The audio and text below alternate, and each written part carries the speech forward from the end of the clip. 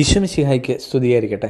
വിശുദ്ധ ലൂക്കോസിന്റെ സുവിശേഷം 4-ാം അധ്യായം 42-ാം തിരുവചനം. തങ്ങളെ വിട്ടുപോകരുതെന്ന് ജനക്കൂട്ടം അവനോട് നിർബന്ധിച്ചു.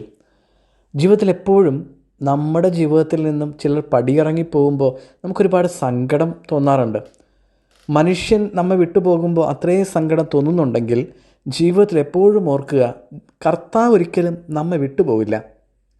നമുക്ക് നമ്മുടെ പാപജീവിതം കൊണ്ട് അവൻ്റെ സാന്നിധ്യം തിരിച്ചറിയാൻ കഴിയാത്ത വിധം നമ്മുടെ കണ്ണുകളും ജീവിതം എല്ലാം മങ്ങിപ്പോവും. അപ്പോൾ ഒരു കാര്യം മാത്രം കർത്താവിനോട് അപേക്ഷിക്കുക, പരിശുദ്ധാത്മാവിനെ കാത്തിരിക്കുന്ന ഈ ദിവസങ്ങളിൽ പ്രത്യേകം അപേക്ഷിക്കുക. പരിശുദ്ധാത്മാവായ ദൈവമേ, ക്രിസ്തു സ്നേഹത്തെ മനസ്സിലാക്കാനുള്ള കൃപ എനിക്ക് തരണം. തലവണങ്ങി ആശീർവാദം സ്വീകരിക്കാം. പിതാവായ ദൈവത്തിൻ്റെ സ്നേഹവും ഏകജാതൻ്റെ കൃപയും പരിശുദ്ധാത്മാവിൻ്റെ സംസർഗാവാസവും ഇന്നും എപ്പോഴും നിങ്ങളോടൊപ്പവും നിങ്ങളുടെ എല്ലാ നിയോഗങ്ങളോടൊപ്പവും നിങ്ങളുടെ കുടുംബത്തോടൊപ്പവും കുടുംബത്തിലെ ഓരോ വ്യക്തികളോടൊപ്പവും എന്നേക്കും ഉണ്ടായിരിക്കട്ടെ. ആമേൻ.